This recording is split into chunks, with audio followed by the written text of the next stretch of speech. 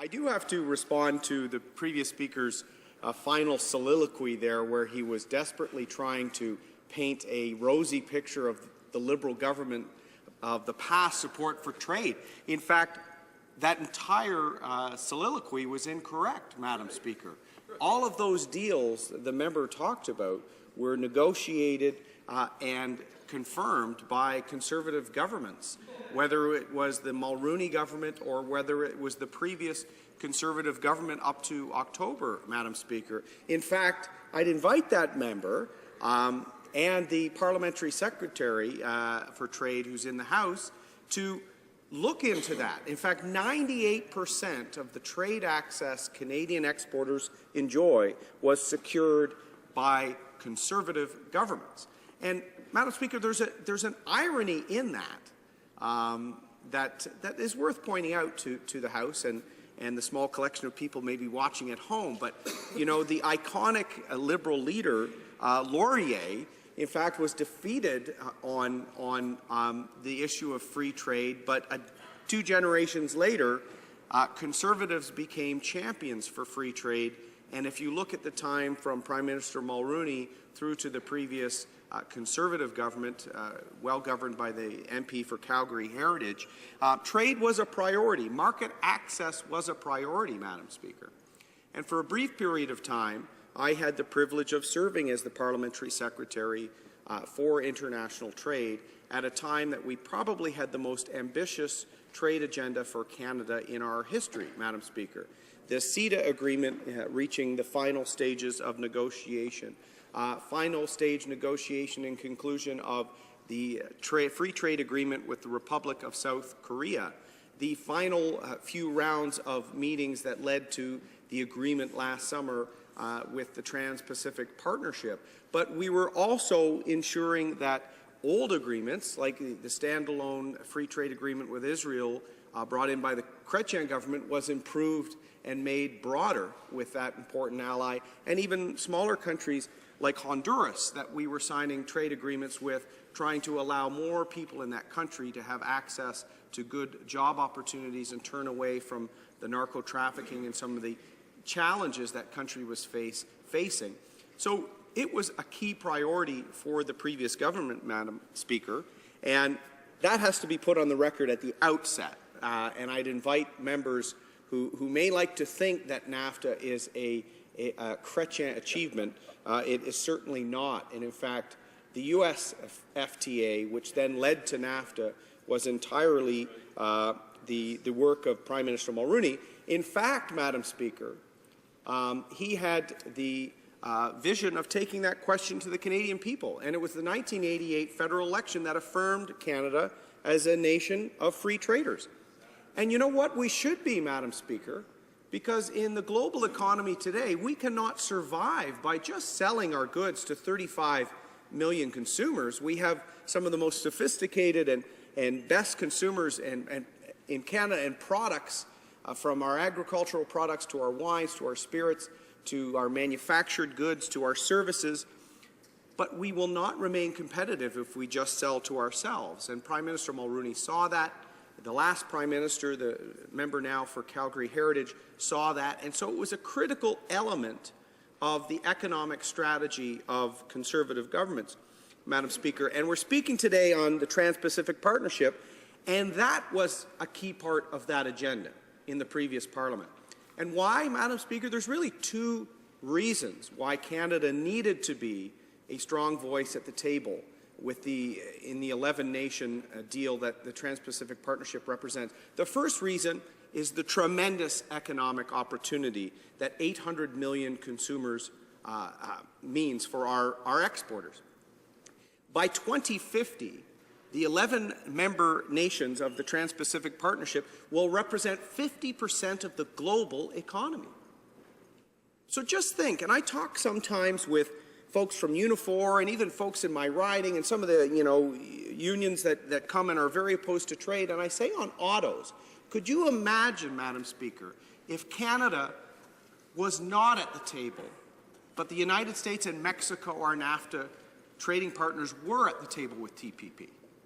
That would be terrible for our auto sector. In fact, there would be 0 new capital investment by both North American or global manufacturers and assemblers in Canada, because we would be less competitive. Why go and build a plant in Canada when you could build or expand in the U.S. and Mexico and have access on tariff preference to the 800 million consumers of the TPP? So there is actually, the TPP is a no-brainer, Madam Speaker. No-brainer. And so if we were not at the table, it would be bad economic leadership for our country. And what's ironic, Madam Speaker, and I'm going to remind most of the Liberal caucus, including the parliamentary secretary, was not part of the 41st Parliament, so I'm going to remind them, the Trade Minister, my friend, the MP from Toronto, Senator Rosedale, in her maiden speech in January 2014, accused our previous government of lacking ambition on trade. Lacking ambition. Yet even today in question period, Madam Speaker, we could not get a clear confirmation from this government that they think that TPP is in our national interest. That's crazy. In opposition, as a third-party member, she was saying, Honduras, South Korea, TPP, CETA, you're lacking ambition. Now they won't even show steadfast support for the largest trade agreement that Canada has been a part of negotiating over the last 5 years.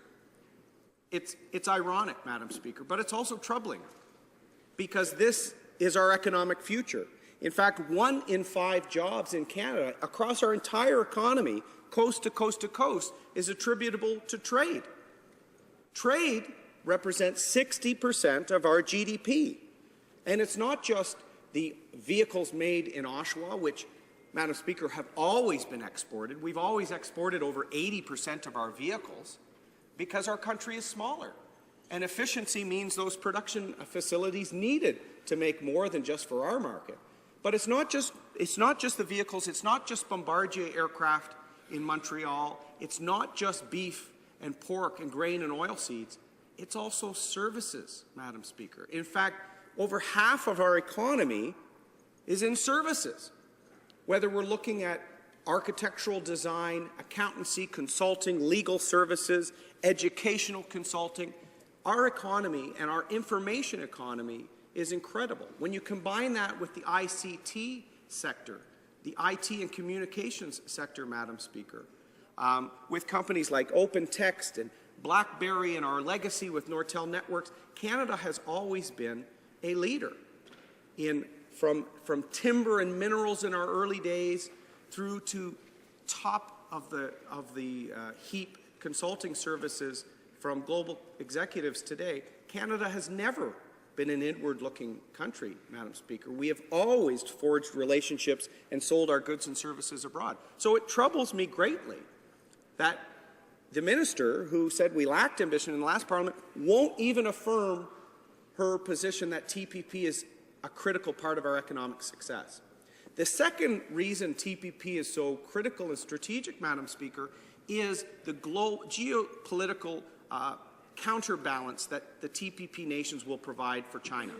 The impact of the growing Chinese economy has allowed it to sort of create a gravity well in global trade. And the 11 member countries of the TPP will be able to counterbalance that large impact by lowering tariffs and working together. So I was planning on speaking on other elements, but I wanted to make sure that many of the new members of the 42nd Parliament understand what brought us to agreements like this. It's that Canadians are free traders. We sell the best in the world, products around the world, Madam Speaker.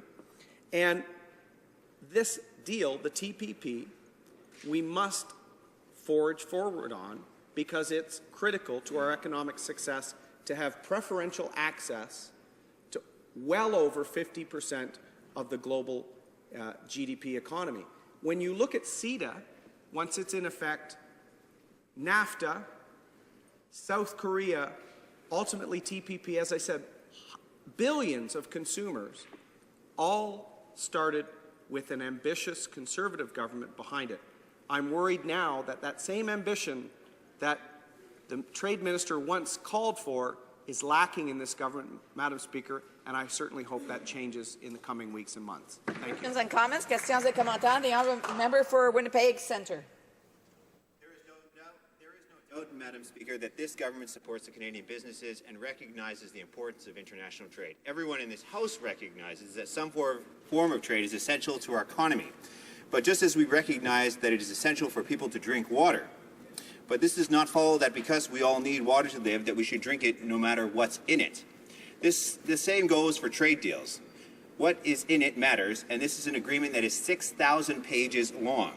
And I must challenge the premises of the opposition motion. First, the motion states in its first clause that growing protectionism threatens the global economy. And then the very next sentence talks about developing rules that protect Canada's economic interests. There are serious threats to our economy, but of all the possible threats, is protectionism really the most serious? The honourable member for Durham. Thank you, Madam Speaker. I'd like to thank the member for Winnipeg Centre for his question. It is one of the serious threats, absolutely, Madam Speaker. And in fact, the U.S. presidential race that, you know, as all of us as political nerds in this place follow and watch that intently, the troubling rise of protectionist language in both the Democratic and Republican races should trouble Canadians, Madam Speaker, because we have lived and thrived on the border of the world's most voracious economy. That's why we've had our tremendous success as a large supplier of vehicles, of oil, of gas, of timber, of softwood lumber. If that economy closes up on us, where will Canadian exporters go? Well, fortunately, the previous government negotiated the CETA deal, South Korea, other countries, but TPP with 10 other nations represents 800 million consumers. We need to diversify our interests and our markets, and that's what that deal will do. Questions and comments, questions et commentaires. L'honorable député de Louis-Saint-Laurent. Merci beaucoup, Madame la Présidente. So I'm very pleased to address my question to my honourable colleague who have been member of the Cabinet when the deal was made and was negotiated. But let me first, Madam Speaker, remind this House that a few moments ago, a Liberal MP said that the Liberal Party was always for international treaty, which is all wrong. Because let me remind you that the first big, huge treaty was a free trade agreement signed under the oath of the Right Honourable Brian Mulroney, a progressive conservative leader that I'm very proud of. Let me remind you too that in the next general election in 1988, the Liberal Party, under the oath of the Right Honourable John Turner, fight hard against this deal. So, Madam Speaker, my question is to my colleague is how good it will be for Canadian economy if at least this government signed that deal. The honourable member for Durham. Thank you very much, Madam Speaker. And I'd like to thank my friend, the MP from Louis-Saint-Laurent, for his interjections in the House, his question, and particularly the breadth of knowledge and experience he brings to this place. It's a very welcome addition. I agree. You know, I think we all remember the famous Liberal ad from 1988 where the Liberal Party showed Canadians that the free trade agreement with the U.S. was going to erase the 49th parallel. They were going to erase that border. And John Turner said, you're selling out Canada. No, because we know our producers, from the farms to the forests to Waterloo to Oshawa, are amongst the best in the world, Madam Speaker. And if we sell, that secures more jobs. And if we actually produce more jobs, more economic activity, we also see prices lower for Canadians at the same time. So trade is a win-win on jobs. It's a win for our economy. It's about time the new Liberal government starts standing up for it. Questions and comments, questions et commentaires. We have time for a brief question from the member from Kingston's and the Islands.